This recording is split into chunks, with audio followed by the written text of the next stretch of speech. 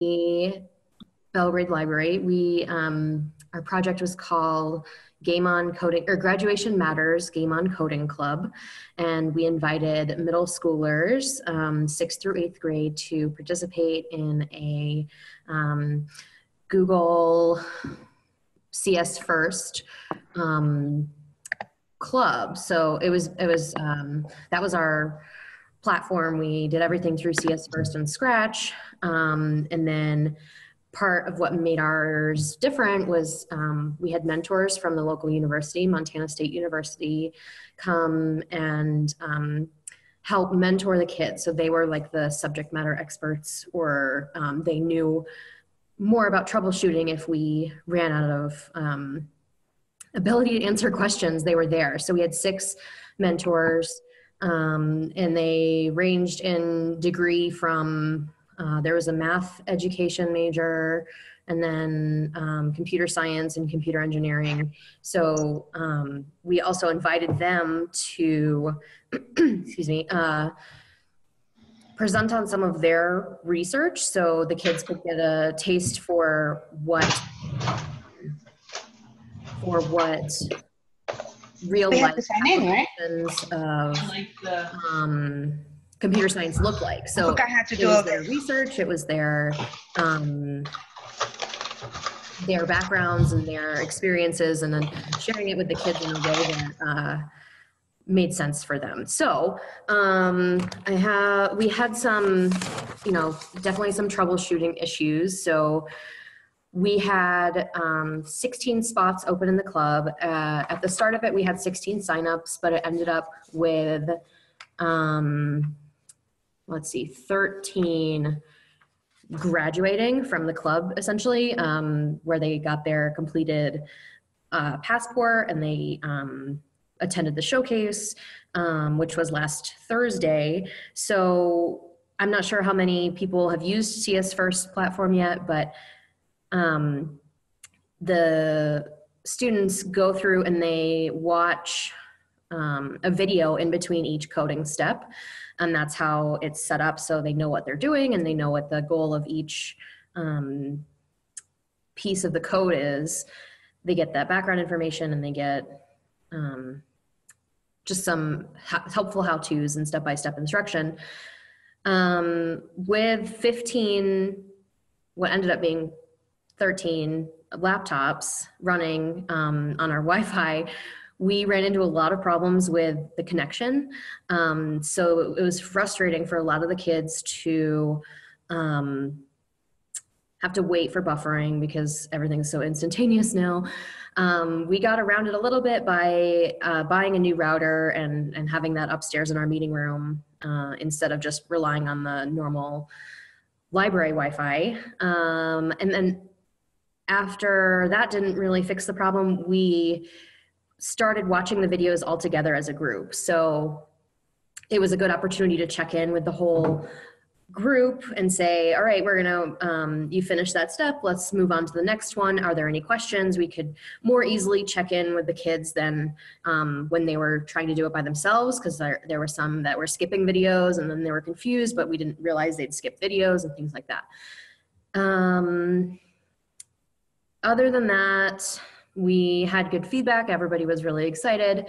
We didn't open it up to new members after the first week. We just left it at the number that we had, and that gave everybody an opportunity to go through all of the clubs or the sessions together. So then they got kind of more camaraderie and more of an opportunity to meet with the MSU mentors. So after each club session was over and they did their reflection, one of the mentors would present on their research or their work that they were doing. So we had someone from the Borealis experiment come in and talk about, she helped design the,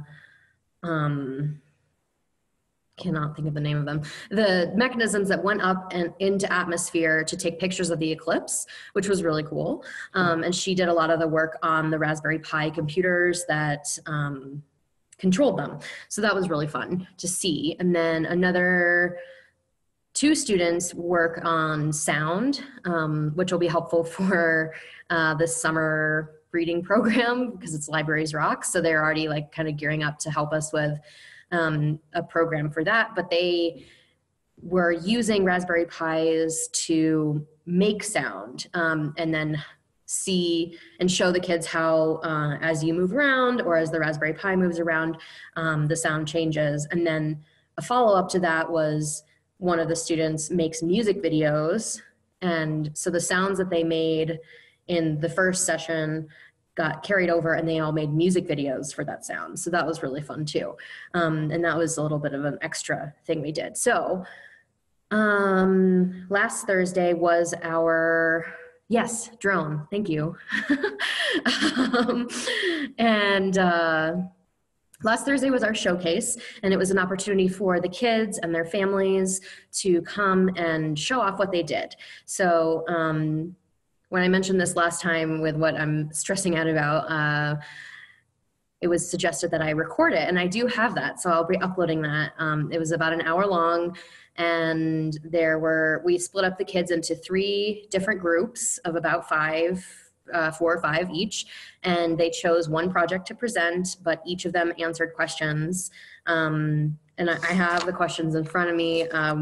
So what we did was we had the final mentor presentation because it was related to students doing work on a website to help high school kids get ready for college. Like, what questions do you have? What keeps coming up as a resource?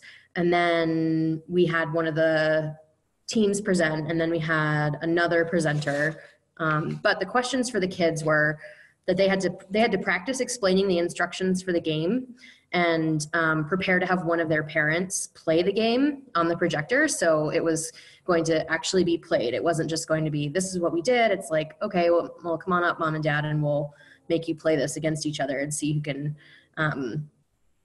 get through it first or win. And so that was good that they had to practice. If it wasn't their game, they had to practice presenting information that they weren't as familiar with, which I thought was good. We asked them what the key concepts were that they learned in the game that they presented. And we used the Google CS First script and the passports to help them remember that. We asked them what their favorite part of making the game was and why. A lot of it had to do with changing the costumes and backgrounds of the sprites. So that was fun to see, like, who really liked the coding and who really liked the artistic side, which might give us more information for next time. We asked them what they struggled with and how they overcame it, and what were 3 things that they would tell their friends to convince them to join the club. So that was interesting too, to hear, like, they really like video games, so it's really cool to be able to build your own. Like, that was one of my favorite answers. And then after that, or in between each presenter club or team, we had an outside speaker. So we had someone from Montana State University admissions come in, and he presented on things that students and parents can do to prepare for college, even though it seems like a long way away for a middle schooler. And he handed out some helpful information just like on MSU admissions, and I'll probably scan this and share it in the program resources. But it tells a little bit about, like, incoming stats and demographics and test scores. And he just reiterated that if you are thinking about going to college, it's really helpful, it's not just the junior and senior year that are important, it's the freshman and sophomore year, because that's where you build momentum. There was good feedback from the parents saying, yeah, that's right. And the kids are like, yeah, okay. And then we had Rhonda from the Gallatin College, which is the Montana State University's community college part. And she was the information technology program director. So that was really cool. And she teaches IT classes at that college. So it was really cool to see, hear what some legitimate, like, IT classes are like from a person that teaches them. And we had, I think we had about an even number of girls and boys in the club. So she was thrilled to see all the girls and how excited they were to participate in this. And then it just gave them a little more information about like what they could expect if they go into IT, like what kind of classes. And yes, they used Scratch, but there's so many other things, and this is how they could use those things. And then finally, we had a person from the industry come in. So this gentleman, he worked at Wisetail, and now he's part of Alchemy Systems, which is Wisetail's parent company. And he presented on his work, his day-to-day work, and what it's like to work for an IT company or a computer science company. And they're building Lego. So it's like Lego robots, and using code to make things move through a maze, and like bowling with a round, like a ball, but it was with a computer inside of it. So it could be the most precise bowling you've ever done, because it can do it the same way every time. So he showed a little bit of that work, and he's willing to come back and do a more in-depth presentation at the library, which I think would be kind of cool, if nothing else. If it's not for the same kids, it'll be like an interesting program. And then we provided more information to the students and their parents about opportunities in middle school and high school for getting more into computer science. So there are some clubs that they could join, and we gave them that contact information. There's internship opportunities with the IT department in their middle school and high school, that if they're serious about this, they can get paid for it starting now, which is kind of cool. And it's a little different in that it's more like tech related in terms of helping with productions and plays and PA systems, but it's a good entryway point. I think that's all I had.